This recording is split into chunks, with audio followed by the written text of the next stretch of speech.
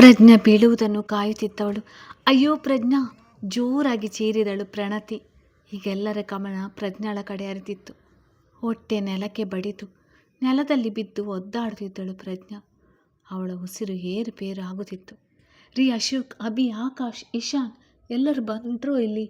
ಪ್ರಜ್ಞಾ ಕಿರಿಚಿ ಬಿಟ್ಟರು ಅರ್ಪಿತಾ. ಮಗಳ ಸ್ಥಿತಿ ನೋಡಲಾಗದೆ ಅವರಿಗಂತೂ ಮಗಳನ್ನು ನೋಡಿ ಆಘಾತವಾಗಿ ಮಾತೇ ಹೊರಡುತ್ತಿರಲಿಲ್ಲ. ರೂಮಿನಲ್ಲಿ ಇದ್ದವರು ಒಂದೇ ಉಸಿರಿಗೆ ನಿರುಪಮರ ಧ್ವನಿ ಕೇಳಿ ಹಾಲಿಗೆ ಓಡಿ ಬಂದಿದ್ದರು. ಅವರ ಜೊತೆ ಕೆಲಸದವರು ಸೇರಿದರು. ತಡ ಮಾಡದ ಇಶಾನ್ ಬೇಗ ಹೋಗಿ ಕಾರ್ ತಂದಿದ್ದ. ಆಕಾಶ್ಗಂತೂ ಡಾಕ್ಟರ್ ಆಗಿ ತನ್ನ ತಂಗಿಯ ಪರಿಸ್ಥಿತಿ ನೋಡಿ ಕರುಳು ಕಿವುಚಿದಂತೆ ಆಗಿತ್ತು. ಅಂಜನಾ ತನ್ನ ಅಣ್ಣನ ಬಳಿ ಏನು ಉತ್ತರ ಕೊಡುವುದೆಂದು ಚಿಂತೆಯಾಗಿತ್ತು. ಅರ್ಪಿತಾ ರವರದು ಇನ್ನೊಂದು ರೀತಿಯ ಸ್ಥಿತಿ. ಮಗಳ ಮೇಲೆ ಪ್ರಾಣ ಇಟ್ಟುಕೊಂಡಿದ್ದವರು. ಅವಳು ಬಸುರಿ ಆದಮೇಲೆ ಒಂದು ರೀತಿ ನೆಮ್ಮದಿ ತೆಗೆದುಕೊಂಡಿದ್ದರು. ಈಗ ಮತ್ತೆ ಮಗಳ ನೋವು ನೋಡಿ ಸಹಿಸಲಾಗದೆ ಶಾಕ್ನಿಂದ ಪ್ರಜ್ಞೆ ತಪ್ಪಿ ಬಿದ್ದು ಬಿಟ್ಟಿದ್ದರು. ಮನೆಯವರಿಗೆ ಎರಡೆರಡು ಆಘಾತ ಒಟ್ಟಿಗೆ ಆಗಿತ್ತು.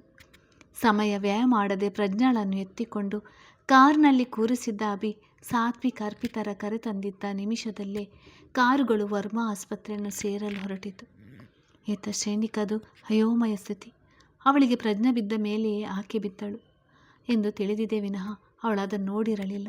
ಪ್ರಜ್ಞೆ ಯಾಕಾಗಿ ಬಿದ್ದಳು ಎಂದು ಕೂಡ ಅವಳಿಗೆ ತಿಳಿದಿರಲಿಲ್ಲ. ನಡೆದ ಘಟನೆ ಬಗ್ಗೆ ಅವಳಿಗೆ ಏನೊಂದು ತಿಳಿವಷ್ಟರಲ್ಲಿ ಪ್ರಜ್ಞಾ ನೆಲದಲ್ಲಿ ಇದ್ದಳು. ಎಲ್ಲರೂ ಹೋಗದೆ ಹಿಂಚರ, ಶ್ರೀನಿಕ, ಸಂಜನ, ಪ್ರಣತಿ ಮನೆಯಲ್ಲೇ ಇದ್ದರು. ಆಕಾಶ್ ಪ್ರಜ್ಞೆಗಾಗಿ ಕೆಲವೊಂದು ಸಾಮಾನುಗಳು ತರುವಂತೆ ಹೆಂಡತಿಗೆ ಹೇಳಿ ರಿಪೋರ್ಟ್ ಕಾರ್ಡ್ ತರಲು ತಿಳಿಸಿ ಹೋಗಿದ್ದನು. ತಾನು ಅಂದುಕೊಂಡಂತೆ ಆಗಿದ್ದಕ್ಕೆ ಪ್ರಣತಿ ಬಹುವಾಗಿ ಸಂತೋಷಪಟ್ಟಳು. ಅವಳು ಬಯಸಿದ್ದಕ್ಕಿಂತ ಹೆಚ್ಚೇ ಆಗಿತ್ತು. ಈಗ ಅವಳಿಗೆ ತಾನು ಮಾಡುವ ಇನ್ನೊಂದು ಕೆಲಸ ಬಾಕಿತ್ತು. ಅದು ಶ್ರೇಣಿಕ ಮೇಲೆ ದೂರು ಹೊರಿಸೋದು. ಏನು ಶ್ರೇಣಿಕ, ನೀನು ಆ ಬಸರಿ ಹುಡುಗಿ ಓಡಾಡುವ ಜಾಗದಲ್ಲಿ ನೀರು ಚೆಲ್ಲಿ ಕಾಲು ಅಡ್ಡ ಕೊಡ್ತೀಯಲ್ಲ, ನಿಂಗೇನು ತಲೆಯಲ್ಲಿ ಸಾಮಾನು ಇಲ್ವೇನೆ? ತಲೆಯಲ್ಲಿ ಏನು ತುಂಬಿಕೊಂಡಿದ್ಯಾ ಎಂದಳು ಪ್ರಣತಿ ಕೋಪ ಬಂದವಳಂತೆ ನಟಿಸಿದ. ಶಾಕ್ ಆದ ಶ್ರೇಣಿಕ. ನಾನು ಅಕ್ಕ, ನಾನು ಕಾಲು ಅಡ್ಡ ಕೊಟ್ಟಿಲ್ಲ. ನೀರು ಚೆಲ್ಲಿ ನನ್ನ ಪ್ಯಾಂಟ್ ಒದ್ದೆಯಾಗಿತ್ತು, ಅದನ್ನು ನೋಡ್ಕೊಳ್ತಾ ಇದ್ದೆ ಅಷ್ಟೇ.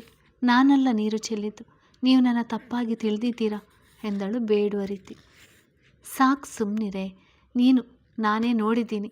ಹಾಳಾದ ಸಿನಿಮಾ ನೋಡಿಕೊಂಡು ನೀನೇ ನೀರು ಚೆಲ್ಲಿ ಕಾಲು ಉದ್ದ ಚಾಚಿದ್ದು. ಪಾಪ ಪ್ರಜ್ಞೆ ಸರಿಯಾಗಿ ನೋಡದೆ ಬಿದ್ದು ಬಿಟ್ಟಳು. ನೋಡಿದೆಯಾ ನಿನ್ನಿಂದ ಎಂಥ ಅಚಾತುರ್ಯ ಆಯಿತು ಅಂತ ಎಂದಳು ಒಂದೇ ಸಮನೆ.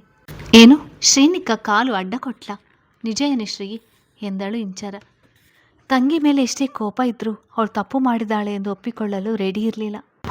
ನಿನ್ನ ತಂಗಿನೇ ಕಾಲು ಅಡ್ಡ ಕೊಟ್ಟಿದ್ದು. ಪ್ರಜ್ಞಾ ಹೇಗೋ ಅಲ್ಲಿ ಓಡಾಡ್ತಿದ್ಲು.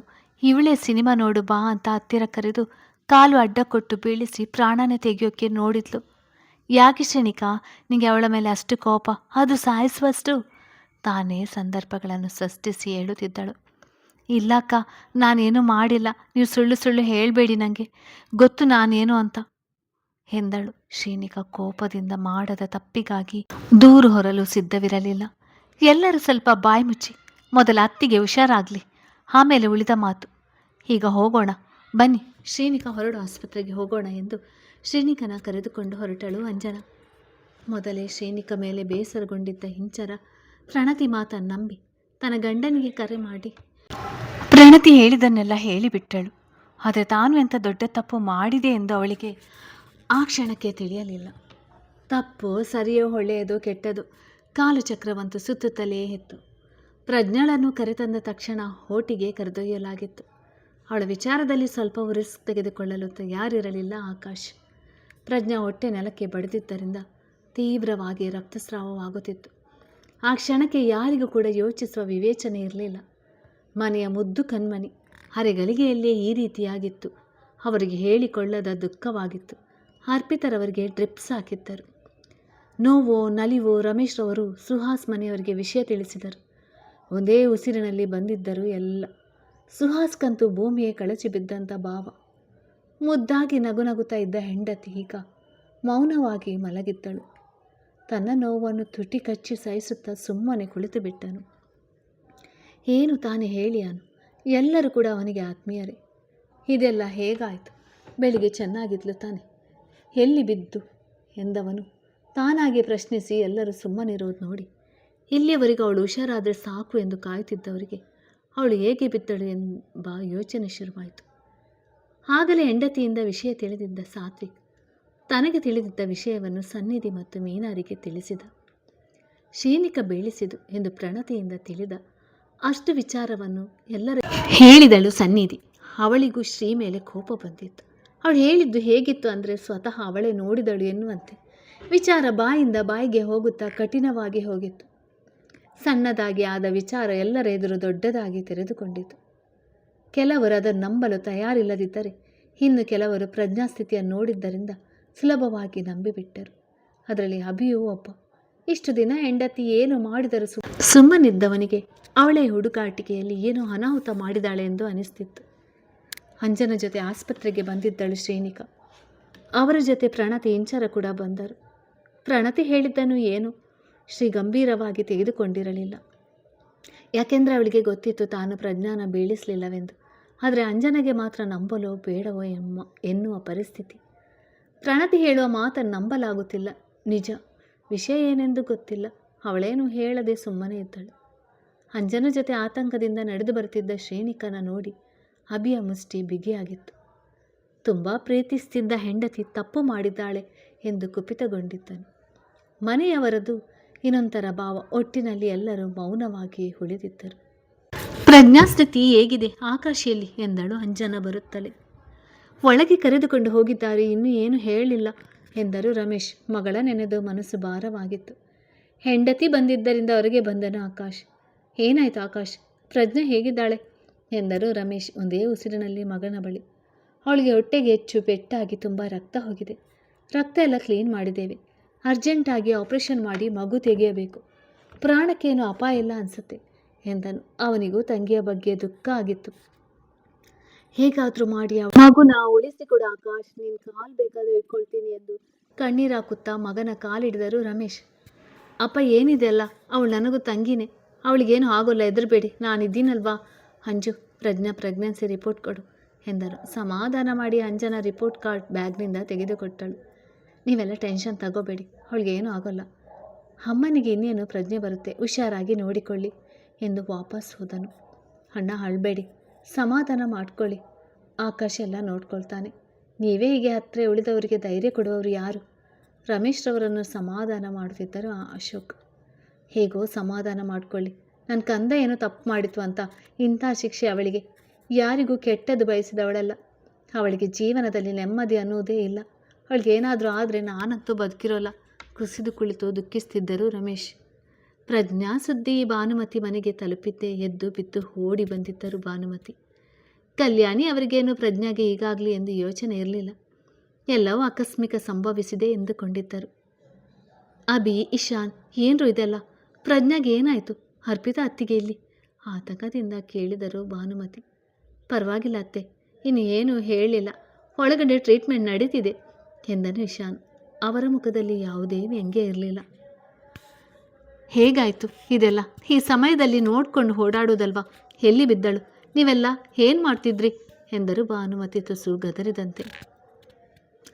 ಅವಳು ಬೀಳಿಲ್ಲ, ಶ್ರೀನಿಕನೇ ಬೀಳಿಸಿದು ಎಂದಳು ಸಂಜನ ಪ್ರಣತಿಯ ಸನ್ನೆಯ ಮೇರೆಗೆ. ತಂದಿಕ್ಕಿ ತಮಾಷೆ ನೋಡಲು. ಸಂಜನಾ, ನಾಲಿಗೆ ಮೇಲೆ ಹಿಡಿತಾ ಇರಲಿ, ಬಾಯಿಗೆ ಬಂದಂತೆ ಮಾತನಾಡಿ ನನ್ನ ಹತ್ರ ಬಯಸ್ಕೋಬೇಡ. ಸುಳ್ಳು ಯಾಕೆ ಹೇಳ್ತಿದ್ಯಾ ಎಂದಳು ಶ್ರೀನಿಕ ಕೋಪದಿಂದ. ಅವಳಿಗೂ ಅಕ್ಕ ತಂಗಿ ಇಬ್ಬರು ಆರೋಪ ಮಾಡುತ್ತಿದ್ದದ್ದು ಇಷ್ಟವಾಗದೆ. ಅವಳಿಗೇನು ಜೋರು ಮಾಡ್ತೀಯಾ? ಪ್ರಜ್ಞಾನ ನೀನೇ ಬೀಳಿಸಿದ್ದು, ನಾನೇ ಕಣ್ಣಾರೆ ನೋಡಿದ್ದೀನಿ. ಸುಮ್ಮನೆ ಇದ್ದೋಳನ್ನು ಸಿನಿಮಾ ನೋಡು ಬಾ ಅಂತ ಹತ್ತಿರ ಕರೆದು ನೀರು ಚೆಲ್ಲಿದಂತೆ ನಾಟಕ ಮಾಡಿ ಕಾಲು ಅಡ್ಡ ಕೊಡಲಿಲ್ವಾ ನೀನು? ಅದಕ್ಕೆ ಪ್ರಜ್ಞೆ ಬಿದ್ದದ್ದು ಎಂದಳು ಪ್ರಣತಿ. ಸತ್ಯ ತಲೆ ಮೇಲೆ ಹೊಡೆದಂತೆ ಎಲ್ಲರ ಮುಂದೆ ಹೇಳಿದಳು. ಸನ್ನಿಧಿ ಹೇಳಿದಾಗ ಗೊಂದಲದಲ್ಲಿದ್ದವರೀಗ ಪೂರ್ತಿಯಾಗಿ ಶ್ರೀನಿಕಳನ್ನೇ ಆರೋಪಿಸಿಬಿಟ್ಟರು. ಇಲ್ಲನಾ ಎನ್ನು ಅವಳ ಕೆನ್ನೆಗೆ ಬೀಸಿ ಹೊಡೆದನು ಅಭಿಮನ್ಯು. ಅವನ ಮುಖವೆಲ್ಲ ಕೋಪಕ್ಕೆ ಕೆಂಪಾಗಿ ಮೈ ನಡುಗುತ್ತಿತ್ತು. ರೀ, ನಾನೇನು ಮಾಡಿಲ್ಲ ಎಂದಳು ಶ್ರೀನಿಕ ಕಣ್ಣು ತುಂಬಿಕೊಂಡು. ಗಂಡ ಹೊಡೆದ ಏಟು ನೋವಾಗಿತ್ತು. ನೀನು ಅಕ್ಕನ ಹತ್ತಿರ ಕರೆದದ್ದು ನಿಜಾನ ಎಂದನು ಹಲ್ಕಚ್ಚಿ. ಅವನ ತಾಳ್ಮೆ ಪೂರ್ತಿ ಕಡಿಮೆಯಾಗಿತ್ತು. ಹೌದು ಕರೆದೆ, ಆದರೆ ಹೆಣ್ಣು ಅವಳಿಗೆ ಇನ್ನೆರಡು ಹೊಡೆದನು. ಅವನ ಹೇಟಿಗೆ ಶ್ರೀನಿಕ ಮುಖ ಪೂರ್ತಿ ಕೆಂಪಾಗಿತ್ತು. ನಿಂಗೆ ಎಷ್ಟು ಸಾರಿ ಹೇಳಿದ್ದೇನೆ ಈ ಹುಡುಗಾಟಿಕೆ ಬಿಡು ಅಂತ. ಆದರೆ ನಿಂಗೆ ನಿಂದೆ ನಡಿಬೇಕು ಅನ್ನೋ ಕೊಬ್ಬು ಅಲ್ವಾ? ಅನ್ಯಾಯವಾಗಿ ನನ್ನ ಅಕ್ಕನ ಸಾಯಿಸಲು ಹೋಗಿದ್ಯಲ್ವಾ ಎಂದು ಮತ್ತೆ ಬಿಡದೆ ಕೆನ್ನೆಗೆ ಹೊಡೆಯುತ್ತಿದ್ದವನ ಸರಿಸಿ ಎದುರು ನಿಂತಿದ್ದಳು ಇಂಚರ. ಅಭಿ ಅವರೇ, ಸಾಕು ನಿಲ್ಲಿಸಿ. ಅವಳನ್ನೇನು ಹೊಡೆದು ಸಾಯಿಸ್ಬೇಕಂತ ಮಾಡಿದ್ದೀರಾ? ತಪ್ಪಾಗಿರ್ಬೋದು, ಹಾಗಂತ ಹೀಗೆ ಹಿಂಸೆ ಕೊಟ್ಟು ಏನು ಮಾಡೋಕ್ಕೆ ಹೊರಟಿದ್ದೀರಾ ಎಂದಳು ಗಂಭೀರವಾಗಿ. ತಂಗಿಯ ಮೇಲೆ ಕೈ ಮಾಡಿದರೆ ಹೇಗೆ ಸಹಿಸಿಯಾಳು? ಇಂಚರ, ನೀನು ಈ ಕಡೆ ಬಾ. ಅವಳ ಅಭಿ ಹೆಂಡ್ತಿ, ಅವರಿಬ್ಬರ ನಡುವೆ ನೀನು ಹೋಗೋದು ಸರಿಯಲ್ಲ ಎಂದನು ಸಾತ್ವಿಕ್. ಪ್ರಜ್ಞಾಸ್ಥಿತಿಗೆ ಶ್ರೇಣಿಕಳೆ ಕಾರಣ ಎಂದು ಕೋಪ ಬಂದಿತ್ತು. ಒಡೆಯದೆ ಇನ್ನೇನು ಮಾಡಲಿ? ಇವತ್ತು ಅಕ್ಕನಿಗೆ ಎಂಥ ಪರಿಸ್ಥಿತಿ ಬಂದಿದೆ ಅಂತ ನೀವೇ ನೋಡ್ತಿಲ್ವಾ? ಹೆಂಡ್ತಿ ಅಂತ ಇಷ್ಟು ದಿನ ಮುದ್ದಿಸಿದ್ದಕ್ಕೆ ನಮ್ಮನೆ ದೀಪನೇ ಆರಿಸೋಕ್ಕೆ ಹೋಗಿದ್ದಾಳೆ. ಇವಳಿಗೇನು ತಲೆಯಲ್ಲಿ ಬುದ್ಧಿ ಇದೆಯೋ ಇಲ್ವೋ ಮೊದಲು ಕೇಳಿ ಎಂದನು ಕೋಪದಿಂದ ಬುಸುಗುಡುತ್ತಾ. ನನಗೂ ಅದರ ಬಗ್ಗೆ ನೋವಿದೆ, ಆದರೆ ಇದರಲ್ಲಿ ಶ್ರೀದೇ ತಪ್ಪು ಅಂತ ಹೇಗೆ ಹೇಳ್ತೀರಾ? ನೀವೇನು ಕಣ್ಣಾರೆ ನೋಡಿದ್ದೀರಾ? ಪ್ರಣತಿ ಹೇಳ್ತಿರೋದು ಊಹೆ ಅಷ್ಟೇ, ನಿಜ ಅಲ್ಲ ಎಂದಳು ಗಡುಸಾಗಿ. ಸಾಕ್ಷಿ ಬೇಕಾ? ಸಾಕ್ಷಿ ಬರುತ್ತೆ. ಸಾಕ್ಷಿ ಅದರಲ್ಲಿ ಇವಳಿಂದನೇ ಅಕ್ಕನಿಗೆ ಹೀಗಾಗಿದೆ ಅಂತ ಗೊತ್ತಾಗಲಿ. ಇವತ್ತೇ ಇವಳ ಸಿಗಿದು ತೋರಣ ಕಟ್ತೀನಿ ಎಂದವನು ಬುಸುಗುಡುತ್ತಾ ಹೋಗಿ ಕುಳಿತನು. ಶ್ರೇಣಿಕಳ ಕರೆದುಕೊಂಡು ಜೊತೆ ಕೂರಿಸಿಕೊಂಡಳು ಇಂಚರ. ಉಳಿದವರ ನೋಡಿ ಸುಮ್ಮನಾದರೆ ಹೊರತು ಬಿಡಿಸಲು ಬರಲಿಲ್ಲ ಎನ್ನುವುದೇ ವಿಪರ್ಯಾಸ. 5 ನಿಮಿಷ ಕಳೆದಂತೆ ವೇದಾನ ಜೊತೆ ನೂತನ್ ಕರೆದುಕೊಂಡು ತಾನು ಆಸ್ಪತ್ರೆಗೆ ಬಂದಿದ್ದನು. ಕರಣ್ ಅಭಿ ಆಗಲೇ ಕರೆ ಮಾಡಿ ತಿಳಿಸಿದ್ದರಿಂದ ಅವನಿಗೂ ವಿಷಯ ತಿಳಿದಿತ್ತು. ಪ್ರಜ್ಞಾ ಎಂದರೆ ಅವರಿಬ್ಬರಿಗೂ ಸ್ವಂತ ಅಕ್ಕನ ರೀತಿ ಆದುದರಿಂದಲೇ ಅವರು ಅವಳನ್ನು ನೋಡಲು ಬಂದಿದ್ದರು. ಅಭಿ ಹೇಗಾಯ್ತಿದೆಯಲ್ಲ ಎಂದನು ನೂತನ್, ಏನೊಂದು ಅರ್ಥವಾಗದೆ. ಏನು ಅಂತ ಹೇಳ್ತೀನಿ, ಮೊದಲು ನಮ್ಮನೆ CCTV ಫುಟೇಜ್ ವಿಡಿಯೋ ಕೊಡು ಕರಣ್ ಎಂದನು ಶ್ರೇಣಿಕ ಕಡೆ ಸುಡುವ ನೋಟ ಬೀರಿ. ಆಗಲೇ ಸನ್ನಿಧಿಯಿಂದ ಶ್ರೇಣಿಕ ತಪ್ಪು ಅಂತ ತಿಳಿದಾಗಲೇ ಕರಣ್ಣಿಗೆ ಫೋನ್ ಮಾಡಿ ಮನೆಯ CCTV ಫುಟೇಜ್ ತರಲು ಹೇಳಿದ್ದನು ಅಭಿ. ಅವನು ಹೇಳಿದಂತೆ ತಂದಿದ್ದ ಕರಣ್, ಆದರೆ ಅದನ್ನು ತೆರೆದು ನೋಡಿರಲಿಲ್ಲ. ಎಲ್ಲರೂ ಅವನೇನು ಮಾಡುವನು ಎಂದು ನೋಡುತ್ತಿದ್ದರು. ಕರಣ್ ಮೊಬೈಲ್ ತೆರೆದು ಅವತ್ತಿನ ದಿನ ಪ್ರಜ್ಞಾ ಬೀಳುವ ಸಮಯದ ಫುಟೇಜ್ ನೋಡಿದವನ ಕೋಪ ಹೆಚ್ಚಾಯಿತೇ ಹೊರತು ಕಡಿಮೆಯಾಗಿರಲಿಲ್ಲ. ಅದರಲ್ಲಿ ಶ್ರೇಣಿಕ ಕುಳಿತಿದ್ದರಿಂದ ಅವಳು ಪ್ರಜ್ಞಾನ ಕರೆದಿದ್ದು, ಕಾಲು ನೀಡಿದ್ದು ಕಾಣಿಸ್ತಿತ್ತು. ಆಳವಾಗಿ ನೋಡಿದ್ರಲ್ಲಿ ಪ್ರಣತಿಯ ಕಾಲು ಕಾಣಿಸ್ತಿದ್ದವು ಏನೋ, ಆದರೆ ನೋಡುವ ತಾಳ್ಮೆ ಅಭಿಗೆ ಇರಲಿಲ್ಲ. ಇದಕ್ಕೇನು ಹೇಳ್ತೀರಾ ಇಂಚರ? ಆಗ್ಲಿಂದ ಸಾಕ್ಷಿ ಕೇಳುತ್ತಿದ್ದವರು ನೋಡಿ ಬನ್ನಿ ಸಾಕ್ಷಿ. ನಿಮ್ಮ ತಂಗಿ ಮಾಡಿರುವ ಘನಕಾರ್ಯನ ಕಣ್ಣಾರೆ ನೋಡಿ ಬಂದು ಎಂದವನು ಅವಳೆಡೆ ಫೋನ್ ಹಿಡಿದನು. CCTV ಕ್ಯಾಮರಾ ಶ್ರೇಣಿಕ ಕುಳಿತಿದ್ದ ಬಲಗಡೆಯ ಕಡೆ ಇದ್ದುದರಿಂದ ಅದರಲ್ಲಿ ಪ್ರಣತಿ ಅಷ್ಟಾಗಿ ಕಾಣುತ್ತಿರಲಿಲ್ಲ. ಅವಳು ಶ್ರೇಣಿಕನ ಎಡಗಡೆ ಕುಳಿತಿದ್ದಳು. ಇದರಲ್ಲಿ ಶ್ರೇಣಿಕ ಅಚ್ಚುಕಟ್ಟಾಗಿ ಕಾಣುತ್ತಿದ್ದಳು. ಅದನ್ನೇ ನಿಜವೆಂದು ಇಂಚರ ನಂಬಿ ಸಪ್ಪಗೆ ಕುಳಿತು ಬಿಟ್ಟಳು. ಅಷ್ಟು ಜನರ ಎದುರು ಇನ್ನು ಏನು ತಾನೇ ಮಾತು ಆಡಿಯಾಳು.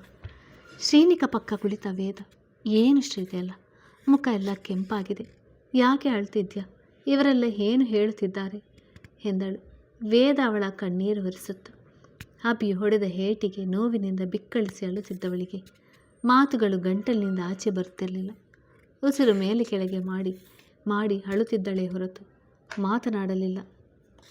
ಅವಳನ್ನೇನು ಕೇಳ್ತೀರಾ? ಮಾಡೋದು ಮಾಡಿ ಎಲ್ಲರ ಎದುರು ಸಿಕ್ಕಿ ಹಾಕಿಕೊಳ್ಳುತ್ತೇನೆ ಎಂದು ಮಳ್ಳಿ ಥರ ಕುಳಿತಿದ್ದಾಳೆ. ನಾನು ಅಂದೇ ಹೇಳಿದೆ, ಇವಳು ನಮ್ಮ ಮನೆಗೆ ತಕ್ಕನಾದ ಸೊಸೆ ಅಲ್ಲ ಅಂತ. ಅದೇನು ಉದ್ದೇಶ ಇಟ್ಟುಕೊಂಡು ಹೀಗೆ ಮಾಡಿದಳು? ಮೋಸ ಮಾಡಿ ಅಭಿಯನ್ನು ಮದುವೆಯಾದಳು. ಈಗ ಮುಗ್ಧೆಯ ರೀತಿ ಎಲ್ಲರ ಮುಂದೆ ಬಿಂಬಿಸಿಕೊಂಡು ಪ್ರಜ್ಞಾನ ಮಗುವನ್ನು ಸಾಯಿಸಲು ಹೊರಟಿದ್ದಾಳೆ. ತಮ್ಮ ಮನಸ್ಸಿನ ಕಹಿಯನ್ನು ಹೊರಗೆ ಹಾಕಿದರು ಭಾನುಮತಿ. ಇಲ್ಲ, ನಾನು ಆ ರೀತಿ ಮಾಡಿಲ್ಲ, ಅದೆಲ್ಲ ಸುಳ್ಳು, ಆಗಲಿಲ್ಲ. ಅವಳದಲ್ಲದ ತಪ್ಪಿಗೆ ಒರೆಸ್ತಿರುವ ಆರೋಪಗಳನ್ನು ಕೇಳಲಾಗದೆ ಕಿರಿಚಿದಳು ಶ್ರೇಣಿಕ. ಕುಳಿತಿದ್ದ ಅವಳ ತೋಳನ್ನು ಬಿಗಿಯಾಗಿ ಹಿಡಿದು ಅವನೆದುರು ನಿಲ್ಲಿಸಿಕೊಂಡ ಅಭಿ, ಎಷ್ಟು ಅಂತ ನಾಟಕ ಮಾಡ್ತೀಯಾ? ಅವ್ರು ಹೇಳುತ್ತಿರೋದು ಸರಿಯಾಗಿದೆ. ನಾಟಕ ಮಾಡಿ ಮಾಡಿ ನನ್ನನ್ನು ಮದುವೆ ಆದೆ, ಹೋಗಲಿ ಪಾಪ ಅಂತ ನಿಂಗೆ ಆಕ್ಸಿಡೆಂಟ್ ಆದಾಗ ಕಾಳಜಿ ವಹಿಸಿ ಹೆಂಡತಿಯ ಜಾಗ ಕೊಟ್ಟರೆ ನಮ್ಮನೆಗೆ ವಿಷ ಹಾಕಲು ಹೋದವಳು ನೀನು. ನಿನಗೆ ಇಲ್ಲಿ ಮಾತನಾಡುವ ಹಕ್ಕಿಲ್ಲ. ನೀನೊಬ್ಬಳು ಕೊಲೆಗಾರ್ತಿ. ಇನ್ನೊಂದು ಕ್ಷಣ ನನ್ನ ಕಣ್ಣೆದುರು ಇರಬೇಡ, ಹೊರಟು ಹೋಗು ಎಂದು ಅವಳನ್ನು ದೂಡಿಬಿಟ್ಟನು. ಅವಳನ್ನು ಎತ್ತಿ ನಿಲ್ಲಿಸಿದಳು ವೇದ. ಅವನು ದೂಡಿದರೂ ಎದ್ದು ನಿಂತವಳು. ಅಭಿ ಅವರೇ, ನೀವು ಕೋಪದಲ್ಲಿ ಹೀಗೆಲ್ಲ ಮಾತನಾಡ್ತಾ ಇದ್ದೀರಾ ಅಂತ ನನಗೆ ಗೊತ್ತು, ಆದರೆ ನಿಜವಾಗಿ ನಾನು ಏನೂ ಮಾಡಿಲ್ಲ. ನನ್ನನ್ನು ನಂಬಿ. ನಾನು ಪ್ರಜ್ಞಾ ಅಕ್ಕನ ಸಿನಿಮಾ ನೋಡಲು ಕರೆದದ್ದು ನಿಜ, ಆದರೆ ನಾನು ಕಾಲು ನೀರು ಚೆಲ್ಲಿ ಒದ್ದೆಯಾಗಿತ್ತು. ನಾನು ಅದನ್ನು ನೋಡಿಕೊಳ್ಳಲು ಕಾಲು ಚಾಚಿದಷ್ಟೇ. ನೀವು ಅಪಾರ್ಥ ಮಾಡಿಕೊಳ್ಳುತ್ತಿದ್ದೀರಿ. ಸ್ವಲ್ಪ ನನ್ನ ಮಾತು ಕೇಳಿ, ಅವರಿಗೆ ಅರ್ಥ ಮಾಡಿಸಲು ಪ್ರಯತ್ನಿಸಿದಳು ಶ್ರೀನಿಕಾ. ಅವನನ್ನು ನೀನೇನು ಕೇಳೋದು? ನೀನು ಮಾಡಿರೋದು ಕಣ್ಣಾರೆ ಇರುವಾಗ ಒಂದು ಬಾರಿ ಅವನಿಗೆ ಕಣ್ಣಿಗೆ ಮಣ್ಣೆರಚಿ ಮೋಸ ಮಾಡಿದ್ದು ಸಾಲದು ಅಂತ ಕಣ್ಣೀರು ಹಾಕ್ತಾ ಬಣ್ಣ ಬಣ್ಣದ ಮಾತಾಡಿ ಅವನ ಮನವೊಲಿಸಲು ನೋಡ್ತಿದ್ಯಾ? ಅದು ಎಂದಿಗೂ ಸಾಧ್ಯವಿಲ್ಲ. ನಿನ್ನಿಂದ ಮಗುವಿಗೆ ಆಗಲಿ ಪ್ರಜ್ಞೆಗಾಗಲಿ ತೊಂದರೆಯಾದರೆ ನೀನು ಜೀವ ಸಹಿತ ಉಳಿಯುವುದಿಲ್ಲ, ನೆನಪಿರಲಿ ಎಂದರು ಭಾನುಮತಿ ಕಟ್ಟುವಾಗಿ. ಆಂಟಿ, ಅವಳು ಏನೇನೋ ಹೇಳ್ತಿದ್ದಾಳೆ, ಅದರ ಬಗ್ಗೆ ಸ್ವಲ್ಪ ಯೋಚಿಸಿ. ಈಗ ನೀವೆಲ್ಲ ಕೋಪದಲ್ಲಿ ಇದ್ದೀರಾ, ಹಾಗಂತ ಅವಳನ್ನು ಶಿಕ್ಷಿಸುವುದು ತರವಲ್ಲ. ಮೊದಲು ಕೂರು ಶ್ರೀನಿಕಾ, ಉಳಿದದ್ದೆಲ್ಲ ಆಮೇಲೆ ಮಾತಾಡೋಣ ಎಂದು ಒಂದು ಚೇರಿನ ಮೇಲೆ ಕೂರಿಸಿದಳು ವೇದ. ಅವಳನ್ನೇನು ನೀನು ಉಪಚರಿಸೋದು? ಸುಮ್ಮನೆ ನಿನ್ನ ಪಾಡಿಗೆ ನೀನಿರು. ಇವಳು ಅಭಿಯ ಮದುವೆಯಾದಾಗಲೇ ನಾನು ಇವಳನ್ನು ಸಾಮಾನ್ಯದವಳಲ್ಲ ಎಂದು ಇವನಿಗೆ ಬುದ್ಧಿ ಹೇಳಿದ್ದೆ. ನನ್ನ ಮಾತು ಕೇಳದೆ ಮೆರೆಸಿದ. ಈಗ ಅವನ ತಲೆಗೆ ಕುತ್ತು ತಂದು ಇಟ್ಟಿದ್ದಾಳೆ ಅಷ್ಟೆ. ಅತಿಯಾದರೆ ಅಮೃತವೇ ವಿಷ ಅಂತೆ. ಜೀವನ ಕೊಟ್ಟ ಮನೆಗೆ ವಿಷ ಬೆರೆಸಿದಾಳೆ. ಆದರೂ ಕೂಡ ಅವಳಲ್ಲಿ ಪಶ್ಚಾತ್ತಾಪವಿಲ್ಲ. ಮತ್ತು ನಾಚಿಕೆ ಬಿಟ್ಟು ಹೇಗೆ ಹತ್ತಿರ ಬರ್ತಾಳೆ ನೋಡು. ನನ್ನ ತಪ್ಪಿಲ್ಲ ಎಂದು ವಾದಿಸಲು ನಾಚಿಕೆ ಬಿಟ್ಟ ಹೆಂಗಸು. ಇವಳಿಗೆ ಮಾನ ಮರ್ಯಾದೆ ಇದ್ದಿದ್ರೆ ಈ ರೀತಿ ಕದ್ದು ಮದುವೆ ಆಗ್ತಿರ್ಲಿಲ್ಲ. ಬಹುಶಃ ಇವಳು ಮದುವೆಯಾಗಿದ್ದೇ ಈ ರೀತಿ ಕುತಂತ್ರ ಮಾಡಲು ಎನಿಸ್ತಿದೆ ಎಂದನು ಕರಣ್. ಮೊದಲಿನಿಂದಲೂ ಅವಳೆಂದರೆ ಅಷ್ಟಕ್ಕಷ್ಟೇ.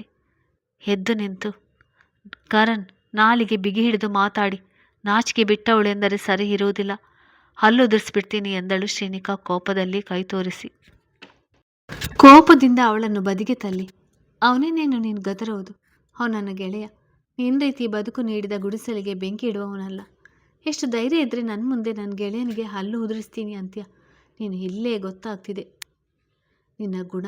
ನನ್ನ ಅಕ್ಕನಿಗೆ ಹೀಗಾಗಿದೆ ಎಂದು ನಿನಗೆ ಸ್ವಲ್ಪವೂ ನೋವಿಲ್ಲ. ನಿನ್ನಲ್ಲಿರುವುದು ಕೇವಲ ನಮ್ಮ ಮೇಲಿನ ಕೋಪವಷ್ಟೇ. ನಿನಗೆ ನಿನ್ನ ಸ್ವಾರ್ಥವೇ ಮುಖ್ಯ, ನಿನ್ನ ಸಂತೋಷವೇ ಮುಖ್ಯ. ಅದಕ್ಕೆ ಅವತ್ತು ನಿನ್ನ ಗೆಳತಿ ಮದುವೆ ಆಗುವ ಹುಡುಗನನ್ನು ಮದುವೆಯಾದೆ. ಇಂದು ನನ್ನ ಪ್ರೀತಿಯ ಅಕ್ಕನನ್ನು ಸಾವಿನ ದವಡೆಗೆ ದೂಡಿದೆ. ಇಷ್ಟೆಲ್ಲ ಮಾಡಿದ ನೀನು ನಾಚಿಕೆ ಬಿಟ್ಟವಳಲ್ಲದೆ ಇನ್ನೇನು ಎಂದನು ಕೋಪದಿಂದಲೋ ನೋವಿನಿಂದಲೋ ಮಾತು ಹೊರಬಿದ್ದಿತು.